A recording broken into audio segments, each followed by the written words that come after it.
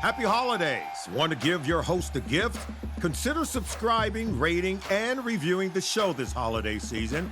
It really helps the show grow. From all of us at Believe, have a Merry Christmas, everyone, and a happy holiday. Welcome to the Covert Narcissism podcast. I'm your host, Renee Swanson. I am not a therapist, and you are not a victim. People often ask me, how do I know when I'm healed? And that's a great question. I actually really like it, and it's not an easy one to answer. We're going to talk about that today. You see, what I like most about it is that the focus is no longer on the covert narcissistic person, but rather it shifts to you.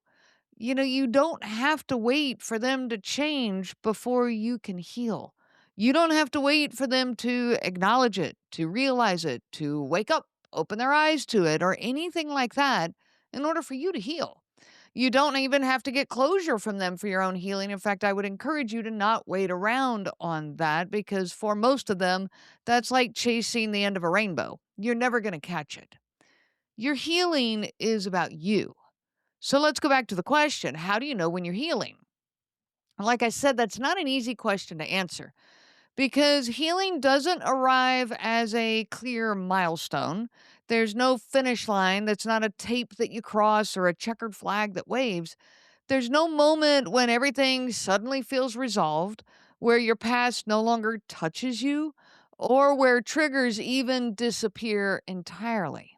Healing isn't the absence of emotion. It isn't the absence of memory. It's not even the absence of struggle. I believe the answer lies somewhere quieter. It lies inside of you, in your own internal sense of safety. Not safety from the world, not safety from, that particular significant other or this family member, not safety because everyone around you is behaving well. No, don't wait around for that. Instead, it's safety within yourself.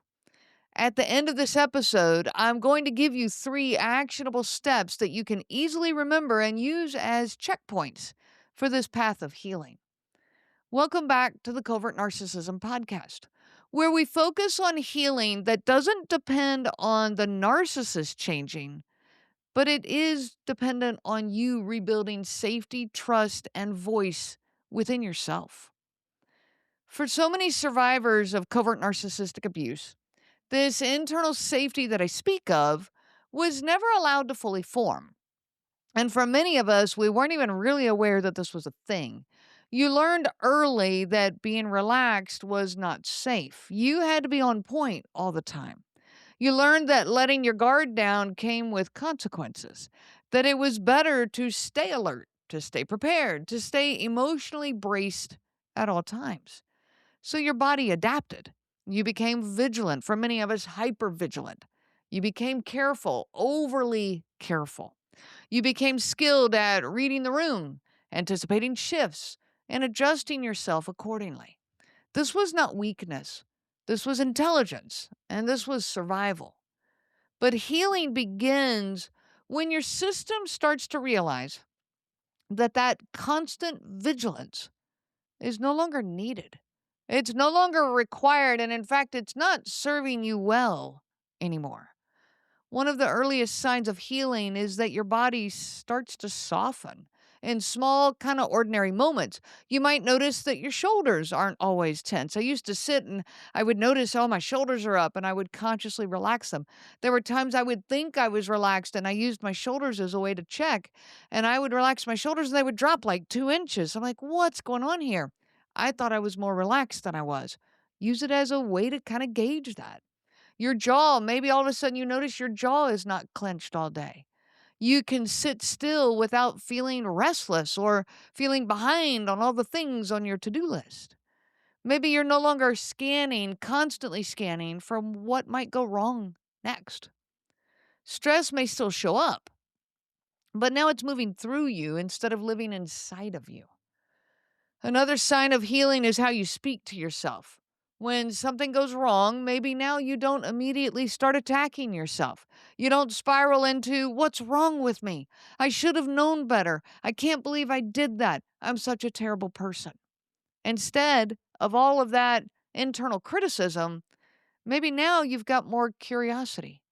Why do I feel this way? Maybe you've got more compassion for yourself than condemnation.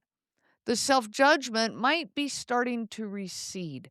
That is a really strong sign of healing. This is internal safety beginning to take root. In my own healing, I worked very intentionally on safety. And I had to learn that it wasn't about safety from the other people in my life. While, yes, that is important, that's not where the healing really happens. I needed it to happen within me, and you do too. Because if you don't feel safe inside yourself, no external relationship can fully compensate for that. You're not going to find enough safety from someone else to balance out the lack of safety within you. You can be surrounded by the kindest people and still be bracing. You can be in a healthy relationship and still be editing yourself or judging yourself. You can receive reassurance from the people in your life and you're still waiting for the other shoe to drop. The nervous system doesn't relax just because the environment changes. It relaxes when you become the safe place for that nervous system. So, what does internal safety look like? Internal safety begins with giving yourself permission to not do everything perfectly. Now, that sounds simple, I know, but I also know how hard it is. And for survivors, it can feel almost impossible. Many of us were conditioned to believe that perfection was our protection. If we said things the right way, if we did everything the right way, if we anticipated the needs correctly, if we stayed calm enough, helpful enough, agreeable enough, then we could avoid harm, at least most of the time. So letting go of perfection doesn't feel like freedom at first. It actually feels like danger. It feels like vulnerability and it feels impossible. I remember when I finally said to myself one day, I am allowed to do things that I could have done better. And boy, that landed hard. I'm allowed to say things that I could have said better. Well, now I had some momentum going. I'm allowed to not have all the answers. I'm allowed to not be perfect. This was like eye opening and jaw dropping to me after growing up in a world that expected perfection all the time and then marrying someone who gave no space for anything less than perfect. These revelations were mind blowing. They seem so simple, but let them really take root. I could feel my guard dropping every time I repeated these phrases to myself. Safety within means allowing yourself to be human. It means letting yourself get something wrong without immediately attacking yourself for it. It means making a decision and resisting the urge to replay it for days, worried that you made the wrong decision, searching for the flaws. It means not requiring certainty before you act and not punishing yourself afterward if the outcome is not ideal. For me, this showed up in very ordinary moments. A conversation that didn't go the way that I hoped for, a reaction that I wish I'd handled a little differently, a boundary that I set kind of imperfectly or maybe a little harshly. In the past, these moments would have led to hours, sometimes days, of internal interrogation. When people say, I am my own worst critic, I lived that to the nth degree. And victims of covert narcissistic abuse typically know what I'm talking about because every day of our life, we are our own worst critic. Why did I say that? Why didn't I handle that better? What's wrong with me?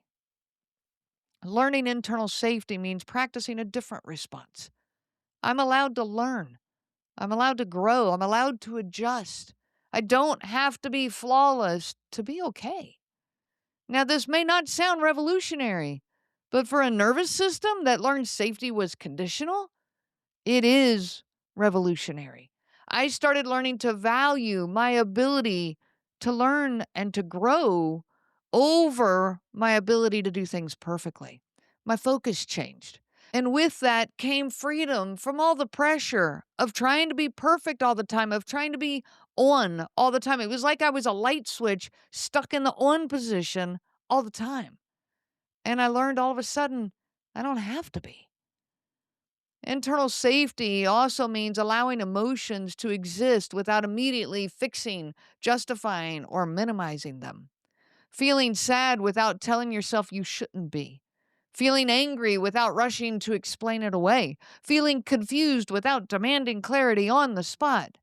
It means letting a feeling move through you without turning it into a problem that has to be solved right now. Now, when you lived in a world of covert narcissism, yes, you had to solve everything right now. Yes, your feelings had to be erased right now. They had to be minimized and justified and explained and fixed. But internal safety says this feeling can be here and I'm still okay. For many survivors, emotions were simply not allowed. They were treated like inconveniences, weaknesses, even threats. Sadness had to be explained, anger had to be justified, confusion had to be resolved quickly. Over time, you learned that having a feeling meant you needed to manage it, contain it, or eliminate it, often to protect someone else's comfort. We all know who that someone else was. So when you begin healing, sitting with an emotion can feel deeply uncomfortable. Your body may urge you to talk yourself out of it, distract you from it, or immediately figure it out. Well, that urge is not a failure. That urge is conditioning. That urge is that survival response that we talk about. It's what kept you safe in environments where your emotions had consequences. Learning internal safety means practicing a pause, feeling sadness without rushing to label it as too much or being too sensitive, feeling anger without turning it inward or explaining it away. AI agents are everywhere, automating tasks and making decisions at machine speed. But agents make mistakes. Just one rogue agent can do big damage before you even notice. Rubrik Agent Cloud is the only platform that helps you monitor agents, set guardrails, and rewind mistakes, so you can unleash agents, not risk.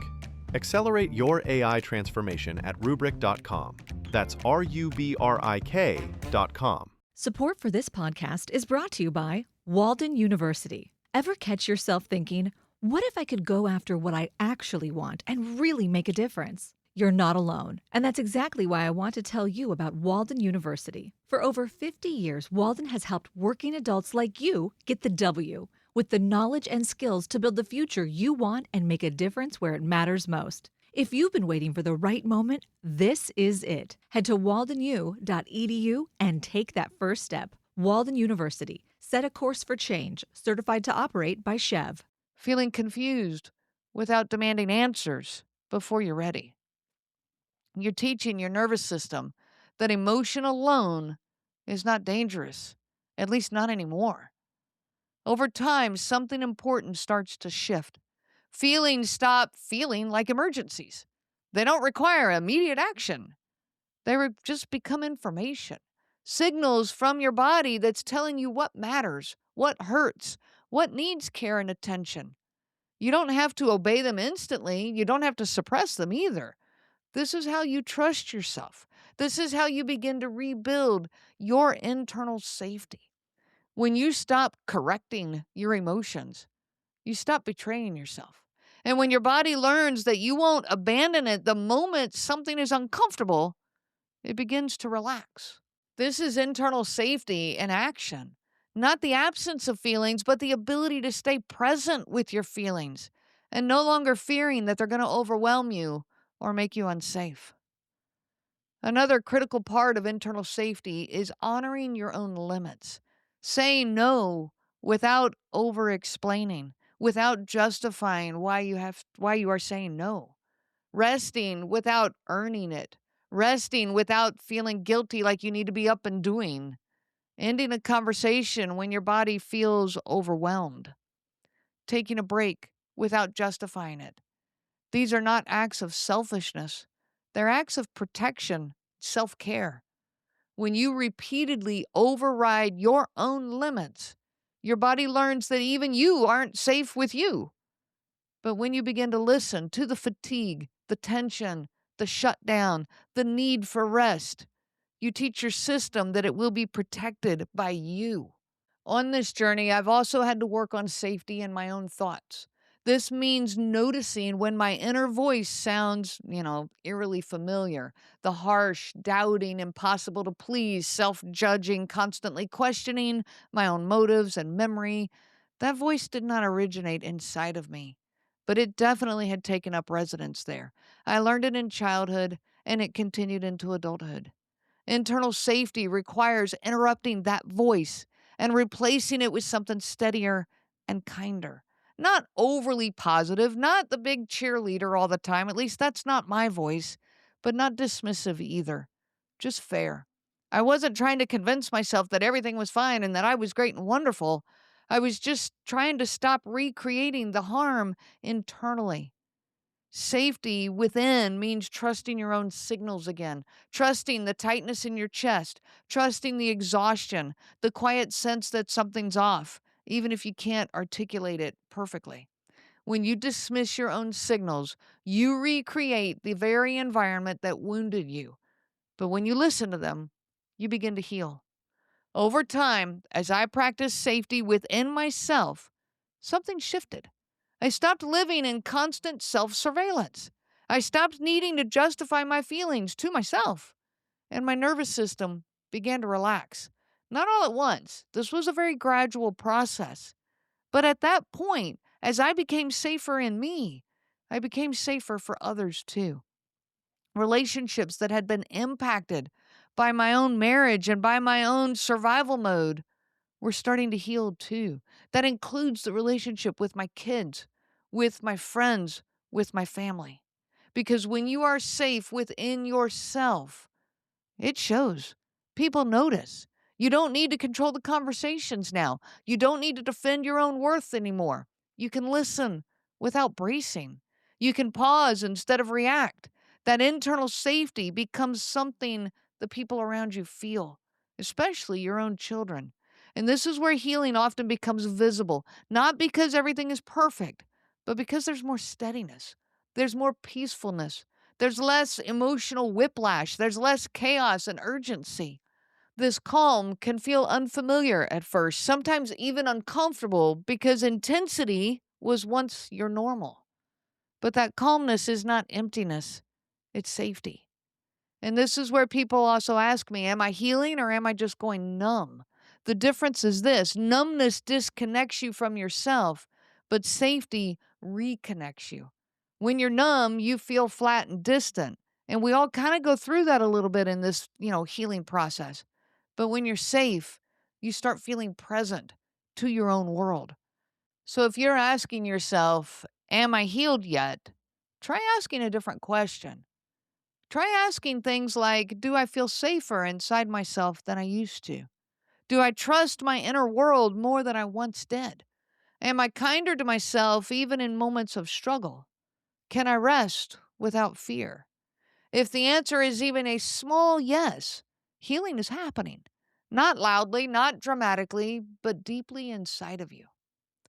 So as we close today, I want to offer you a simple way to stay focused on your healing path, not a checklist to perfection. Again, perfection is not what we're striving for, but a rhythm that you can return to, especially on days when you feel triggered, discouraged, maybe unsure. Step 1, check in with your body. When something feels off, start here. Before analyzing the situation or judging yourself, pause and ask, what is my body doing right now? What am I feeling? Are my shoulders tight? Is my jaw clenched? Is my chest heavy? Is my energy depleted? Instead of pushing through, ask a second question: what would help my body feel a little safer in this moment? That might be rest. It might be stepping outside. It might be slowing your breathing. It might even be ending a conversation. This step shifts you out of self-criticism and into self-care. Over time, it teaches your nervous system that you are paying attention to the signals from your body. So step 1, check in with your body. Step 2, check in with your thoughts. Notice how you're talking. How are you communicating with yourself? After a hard moment, are your thoughts harsh, doubting, interrogating, judgmental? Are you replaying what you said, questioning your memory, and wondering what's wrong with you? Practice pausing that pattern. Gently interrupt it. You don't need to replace it with forced positivity. No.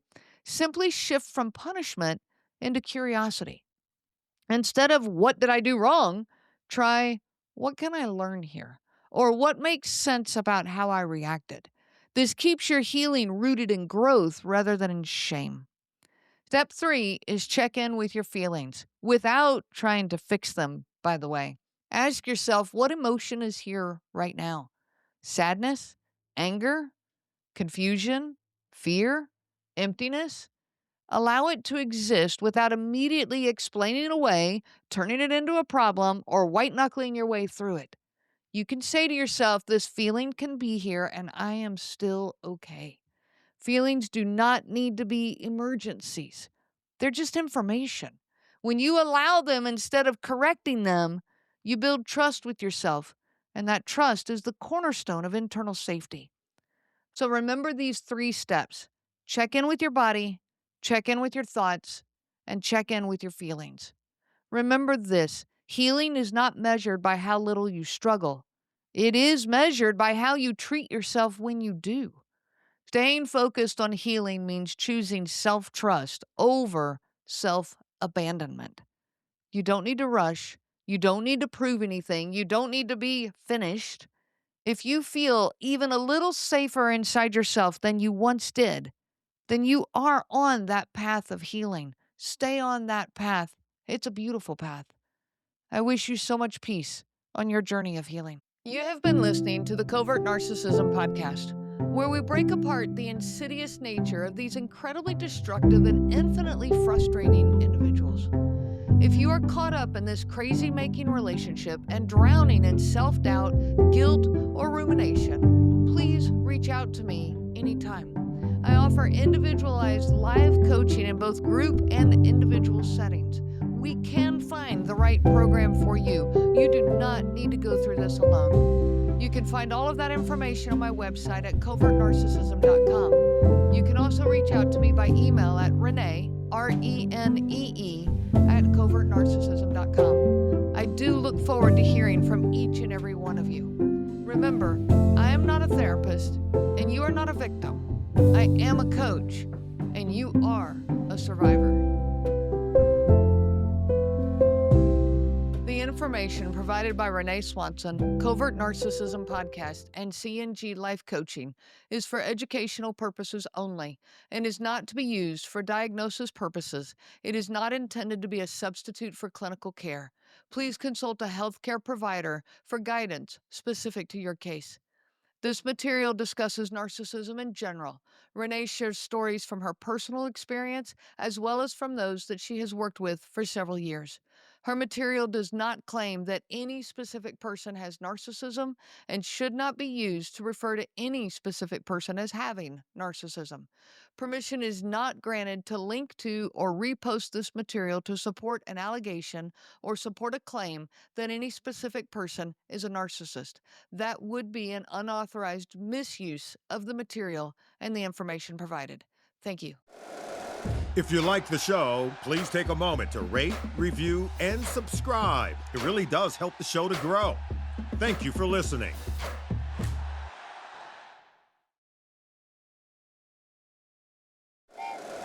Happy holidays! Want to give your host a gift?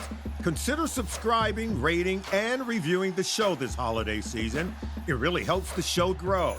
From all of us at Believe, have a Merry Christmas, everyone, and a happy holiday. Did you grow up with a Jekyll and Hyde parent, the kind you had to tiptoe around just to keep the peace? So did I. I'm therapist Tori Wixel. Every Tuesday on my podcast, You're Not Crazy, I talk about what it's actually like to grow up with a toxic parent. We dive into the reality of what it means to be a cycle breaker and an emotionally healthy adult when all you saw growing up was what you didn't want to do. If you're ready to stop questioning your own sanity, tune in to You're Not Crazy wherever you listen to podcasts.